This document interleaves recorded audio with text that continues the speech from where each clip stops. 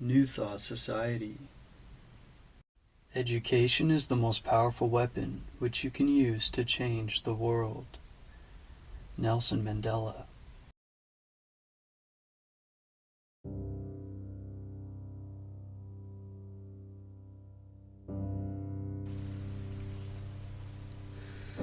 Chapter 12. The Art of Living. Quote, "Our lives are songs. God writes the words, and we set them to music at leisure. And the song is sad, or the song is glad, as we choose to fashion the measure. We must write the song, whatever the words, whatever the rhyme or meter. And if it be sad, we must make it glad, and if sweet, we must make it sweeter." End quote. The philosophy of New Thought offers a key to the essential life, the life worthwhile. New Thought is a philosophy of life. It leads man out of the labyrinths of weakness, doubt, and darkness into the sunlight of hope, strength, and courage. The art of living is the art of thinking, for life has no values except as thought molds them, except as thought creates ideals for the individual to shape and pattern his life after. How we shall live is the most momentous question for man's thought and consideration. It is paramount because during its existence we mold character, either good or bad, which is the only asset we carry away at its close. Life is not built to any fixed plan. One ideal will not suffice for all lives. Individuals cannot follow the same guide because all persons differ, and the orbits of their respective lives cannot be the same.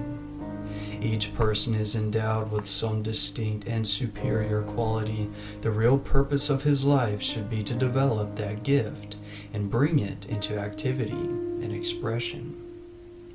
We must, therefore, begin with the proposition that life is an individual function, a problem for each person to work out in the manner best suited to his own individuality. Each must be shaped by his own ideal. Each must follow his own line of cleavage. The inquiry is often made, what is the ultimate purpose in life? Of course, millions would say that the real object in life is to observe certain formulas and requirements that will secure one a safe place in the next world when death ensues. But this does not answer the question or satisfy the inquiring mind. Every man has one supreme ideal. Every man is turning his thought toward the future with the hope of reaching one great result. What is this inward longing? What is all this striving, the labors of life? What is the goal of all man's efforts but happiness? Ultimate happiness is the motive power of life. The search for happiness, however, should be distinguished from the search for pleasure. No two persons will agree on what constitutes ultimate happiness. Therefore, no common ideal can be set up and established by which to reach the desired state. One may think wealth to be the direct means of producing happiness, another travel, another work, another duty and service. We all map out and travel different roads to arrive at the one desired result. The essential fact is not what we may think will be productive of happiness, for the greater part of our thinking along these lines is defective and illusory, but the important thought for consideration is what, in fact, will lead us to the coveted goal. Our lives and energies are largely wasted in an endeavor to follow our ideals of happiness. We spend the larger portion of life in discovering and laying aside our cherished illusions and discarded ideals. Our greatest illusions, the ones that most monopolize our thought and energy, are those we treasure of happiness. They fade away and vanish as we travel along the highways of life. After all, we gain much wisdom from nature. If we have eyes to see or ears to hear, she will furnish guides that will pilot us safely towards the essential life, which, in its last analysis and ultimate meaning, is a life of happiness. Happiness has been defined as, quote, the warm glow of a heart at peace with itself, end quote. How to find happiness is here defined. How to possess it, how to make it our own, is one of the great arts and secrets of life. To study the art of living, we should begin with certain fundamental truths, which form the basis of all constructive thought about life. Without these fundamentals, we can only travel the rugged and difficult path of experience. We should know something of the laws that enter into life, that shape and give it destiny, before we can bring intelligence and understanding to a discussion of the art of living. Without a study of the nature of man, the mysterious power of the mind which controls him, something of our relationship with nature and the universe, the law of causation, the greatness of man, our approach to a knowledge of the essential life will be slow and tedious. We might as well try to sail a trackless sea, without compass and without chart, as to sail life seas without these pilots. We should begin with the law of causation, the law of cause and effect, written everywhere in nature. This law enters into life in every moment of life. Whatsoever a man soweth, that shall he also reap. This law is as absolute in the regulation of mind and thought as in directing the orderly movements of the physical universe. Man is under the dominion of law, and every thought is manifested in outward life. Life is ruled by spiritual helmsmen. Truth exacts constructive thinking. Thought is the great factor in life. Right thought means right living. Constructive thought means constructive life. Negative thought means an empty and negative life. The kind and quality of thought determines the kind and quality of life. Thought is expressed in the personality and molds the outward circumstances of life. It is manifested in life's results. We receive that which is our due, nothing more, nothing less. We pay the price. We do not get something for nothing. We take out of life only what we put in. Only as we take to life a full soul do we live a full life. If we carry into life an empty soul, our reward is a desolate and barren life. Life yields only what it receives. These truths should sink deep into the understanding, as they light the pathway that leads to the art of living. It follows as a natural sequence that the violation of these laws brings its own swift and relentless punishment. If we break them, nature sets up her impediments. We are frustrated in our efforts. We fail to reach the real in life. The converse is also true. If we keep them, nature smiles her approval, and we reach out toward the constructive and essential in life. Then, everywhere we are reminded of the unity of life, that universal life and intelligence that pervade the universe, manifesting and expressing itself in all objective nature, the grass blade, the flower, the bird, and in man, reaching its highest manifestation in human life. When we come into the realization of this fact and feel the growing import of its truth, nature seems a little kinder. The flower has a new meaning. Man appears greater, our fellow man a little nearer, and nature puts on a more human aspect. We can feel harmonious vibrations everywhere and see revelations of splendor, beauty, and meaning in every bud and leaf. It enlarges our conceptions of life to find ourselves linked to the great Oversoul that is forever seeking unfoldment and expression in our lives. This thought is creative. It awakens within us an inspiration for development and achievement. It places before us an ideal to lead us along the upper pathway of life. The consciousness of this truth enlarges man's spiritual and mental vision. It is a starting point on the journey toward the real achievements of life. It gives one courage to grapple with the larger problems of life and efficiency to solve them wisely. Then, too, life is individual, and each person must follow his own path. Quote, "Be yourself, live your own life," end quote, is the message of the great in every age. Man makes himself miserable by attempting to follow the blazed trail of others. Man can only work to one pattern, and that one is his own. Be yourself. Remember that you are an infinite soul and that no human standard will serve you as an ideal. Think your own thoughts, even though they jostle the entrenched thoughts of the ages. The essential life is not found by traveling the path of conventionalities. It is only discovered as one revolves around his own axis. The conventional life is only a seeming life, a counterfeit, and never a true life. Following the ideal of another accounts largely for the misfits in life, the human derelicts that infest the world.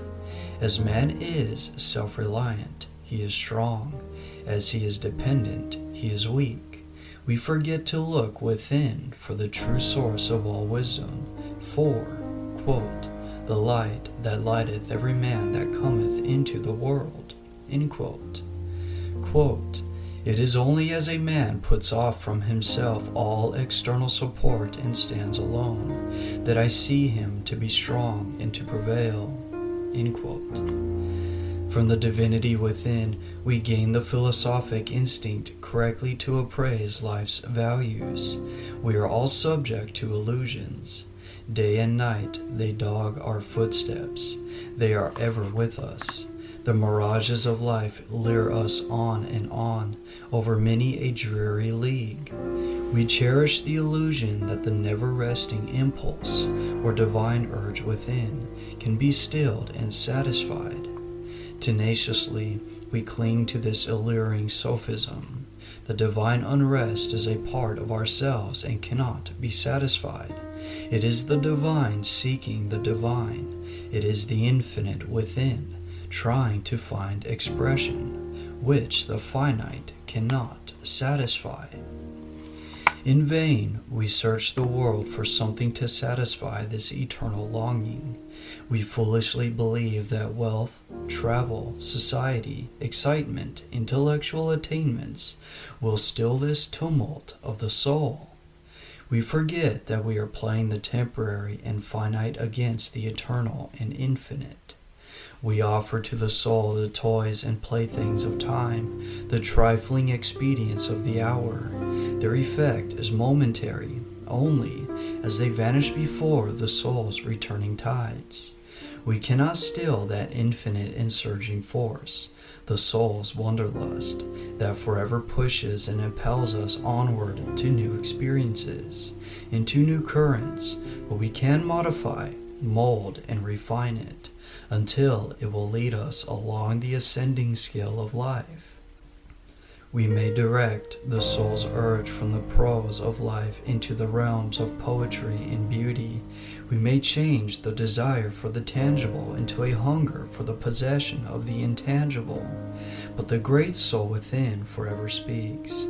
When the divine throbs cease and the soul's tumult is stilled, man will be in peace and harmony with God. Knowing these truths, understanding these fundamentals, we are better fitted to enter upon the active experiences of life. The lawyer must be skilled in the fundamentals of the law before he can intelligently enter upon the practice of his profession. So man should have knowledge of the underlying principles of life before he can safely enter into its activities or find its satisfying realities. Only then is he able to turn away from the illusions and phantoms that crowd his path. Discrimination is a large part of the work of life, weighing, judging, and appraising its eventualities. Discrimination is judging, elimination is acting. They are the judicial and executive functions of man. Our years are spent in discarding the unessentials for the essential, the unreal for the real, the false for the true, the shadow for the substance. How much of life we waste in clinging to negatives, how little we use in reaching out toward the positives. Life is the little time allotted wherein we may learn how to live. The most of us have learned little. When we are well past life's meridian, we struggle without purpose or plan. We falter and stumble on the way. The selfish man learns nothing of the art of living because he is a stranger to the finer things of life. Only the unselfish know these. They do good for the love of doing good. They make the world bright with their very presence.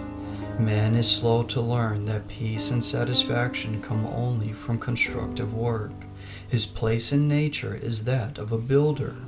Until he builds, he feels not the joy of living, the delights of accomplishment. He that causes 2 grass blades to grow where only one grew before has added something to the world. He is a co-partner with nature. He feels satisfaction. Every constructive act brings its own reward, every non-constructive its own disappointment. What salary would tempt you to sit at a desk in idleness for a year? Nature is constructive and progressive.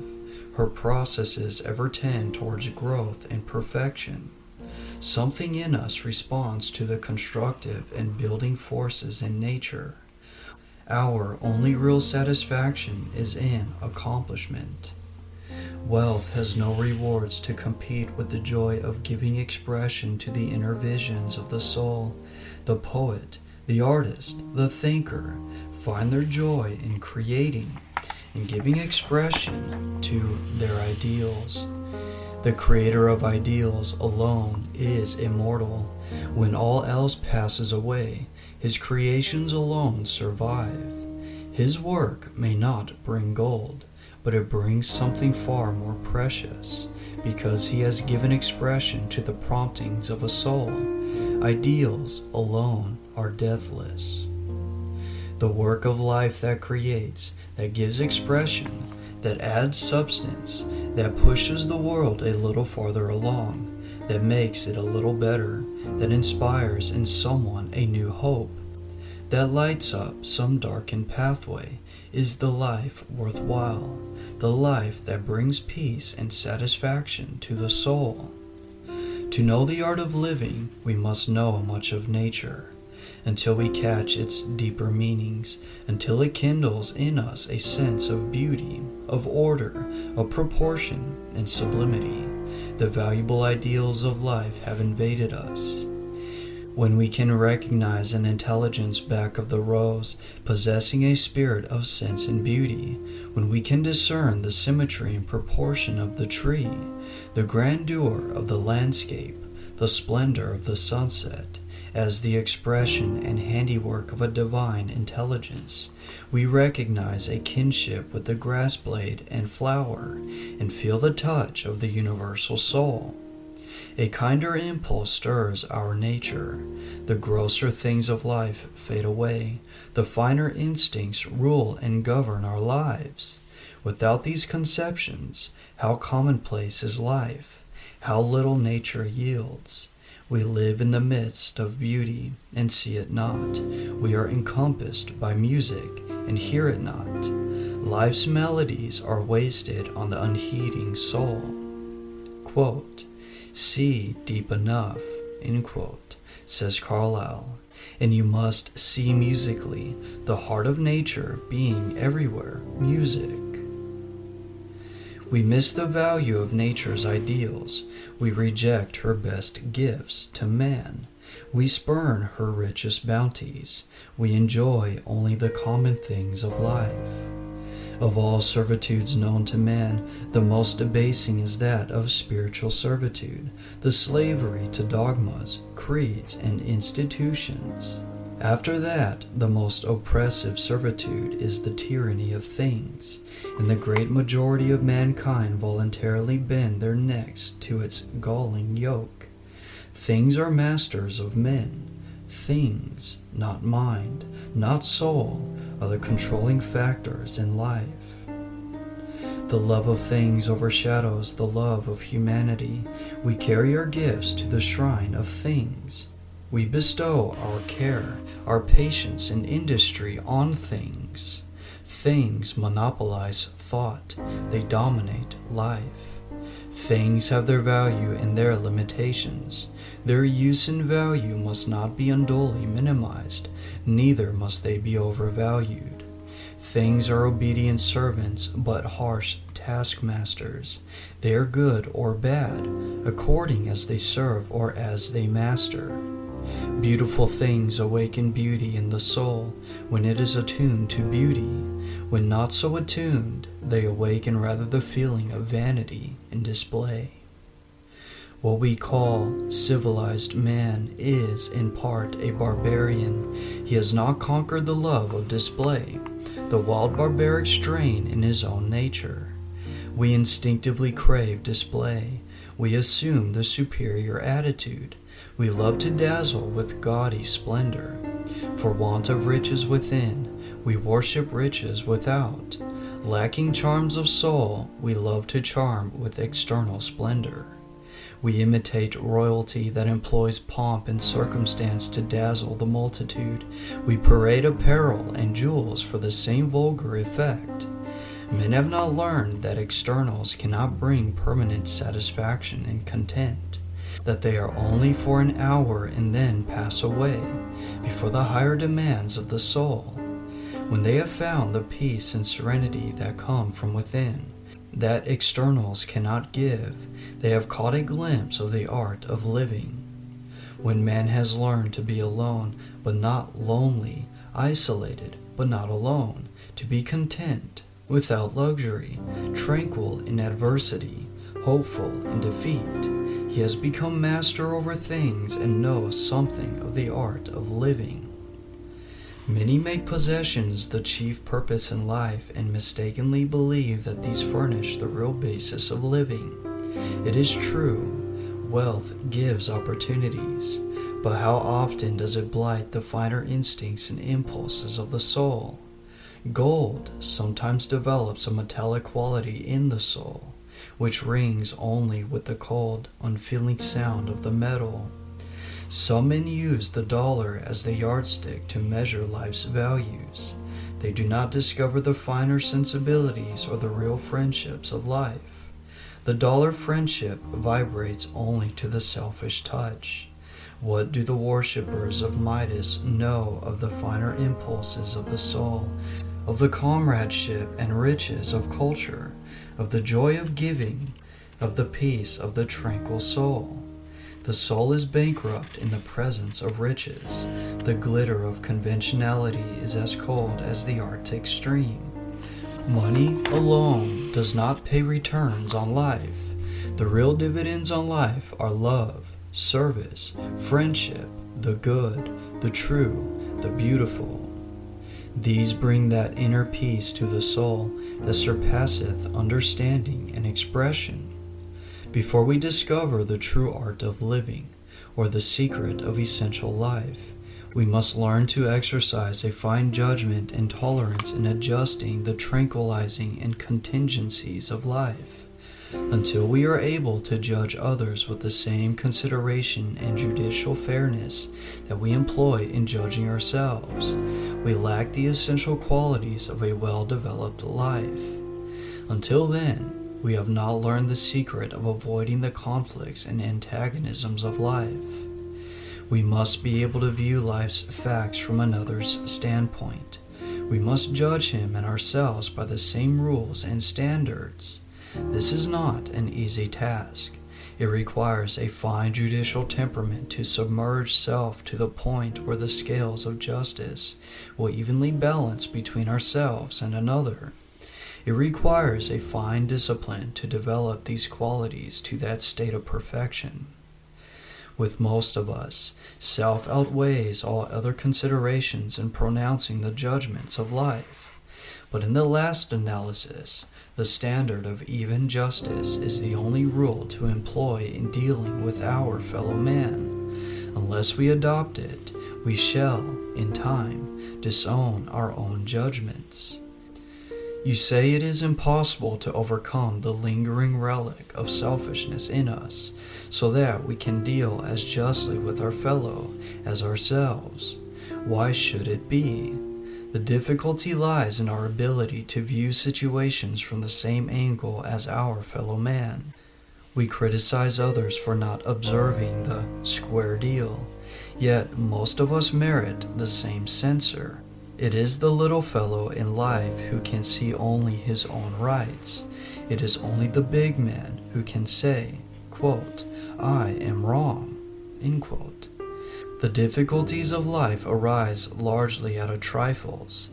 The little rift widens into a gulf that might have been bridged over with a word or a smile. The sad tragedies of domestic life usually begin with the trivial. We are too proud to retreat, too stubborn to yield, and so the breaches of life widen. A little word of kindness, a little look of love might have healed them all. How useless and uncalled for are the usual tragedies of life. One of life's most valuable secrets is to avoid conflicts and contentions. Prevention, in troubles as in disease, is always the best remedy. Prevention is more effective and acts more speedily than cures. Too often we condemn without knowing the facts. We view situations from one angle only. Our judgments are based on imperfect knowledge. How little we know of the circumstances and environments that influence men's acts. We cannot always see or understand the silent forces that shape situations and events. Yet we are always quick to judge. How much better to exercise a little charity, a little patience, and a little consideration in our travels along the paths of life. A little tolerance would soothe and tranquilize the passions of men. The streams of life would run a little more smoothly, and the world would move a little farther toward the goal of peace. Again and again, after all our wanderings through the fields of philosophy, we come back to the wonderful bit of wisdom spoken 19 centuries ago. Quote, "Judge not, that ye be not judged." End quote. How little do we reckon with this great truth in the strifes and tragedies of life. In these few words, the gentle master spoke a universal truth. We forget that if we judge, we shall be judged. If we send out judgments, we invite judgments. If we judge harshly, we are judged harshly. We solicit what we send. This law is but an exemplification of the law of giving. We receive what we give, nothing more. It is the law of attraction. We attract that which we send. Like attracts like. Until we employ this philosophy in meeting the situations in life, in adjusting its relations, we are still strangers in the art of living and cannot feel the joys and delights of the life essential. A good memory is essential to a well-rounded life. Without it, we cannot cultivate and practice that fine sense of gratitude that good breeding and true culture require. Memory should retain impressions of the pleasant, worthy, and agreeable events of life. It should also be trained to forget those things that bring with them a train of sad and disagreeable reminiscences. Some things in life are too sacred to forget. The memories of childhood, of family, of friends, the kindness and pleasantries of life. Such memories are constructive and keep alive the finer instincts of the soul. Likewise, the memories of the disagreeable experiences of life are destructive and disturb the peace and serenity of the soul. We should cultivate the art of forgetting as well as the art of remembering. Discrimination is necessary in training the forces and powers of memory, forgetting the unpleasant and disagreeable incidents of life, the memories of wrongs and injuries, and retaining in their place only the agreeable and pleasant, is one of the valuable arts of life. Forgetting and remembering. The one is as fine an art as the other. A good memory is a fine forgetting. It is the ability to leave off the useless for the useful, the sad for the pleasant, hatred for love, the deformed for the beautiful. It is planting in the subconscious a rose instead of a thistle, a seed of kindness instead of hatred, which, in due time, will blossom forth in the full radiance of their beauty, in the personality, life, and character of the individual. We cannot live a well-rounded life until we are able to eliminate and banish fears, anxieties, worries, and frettings from our minds. These negatives do not add any strength or value to life, but, on the contrary, undermine and sap the energies and potencies of mind. They impair the judgment and make it unfit for its highest duties and functions. They introduce confusion and disturbances into the mind, when calmness and strength are the primal qualities necessary for the solution of our problems. When we live in an atmosphere of serenity and calmness, we gain poise and confidence to carry with us into our daily tasks. We give our faculties opportunity to act and bring to the solution of life's problems the highest degree of efficiency. We live in the great present, the eternal now, the grandest epoch in all the ages. Our ideals must be great to harmonize with the great present. We cannot live the full life by taking our standards from the past. We must feel the thrill of the present to develop the best within us. As this is the age of progress, an age of development, our lives must be kindled by the same spirit to meet life's demands and requirements. The age gives much and requires much. It imposes a great responsibility on every actor in life's drama. If we act well our part, we must accept the responsibilities imposed in whatever walk of life. They give man strength, courage, and wisdom properly to solve life's problems. Let us pick up these threads of philosophy and weave them into the web and woof of the fabric of life. Let us realize that the constructive is the only life, that to create is a joy, that to build is life's purpose and man's function.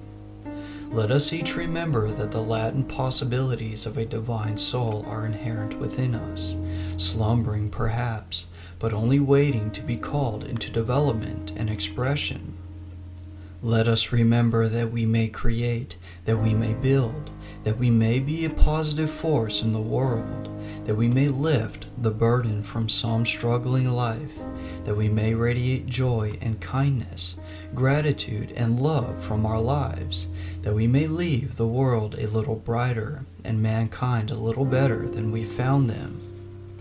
Let us not forget that a man hears the sweet symphonies of life only as he listens to the voice of his own soul, that he walks in the paths of peace only as they are illumined by the light within, that he sees the facts of life aright only as he trusts his own inner vision, that these are the true pilots to guide us safely over the fretted seas of life. Let us build to these ideals, and the world will move forward. Some life will be made a little happier, some pathway will be strewn with roses, and we shall feel the glow of a heart at peace with itself. Finally, face the end with equanimity and an unfaltering step, and as you gaze across the borderland to the infinite paths that stretch away before you, inviting you to higher achievement, to greater accomplishment, may you feel the conscious joy of a life well spent, and that you have mastered the art of living.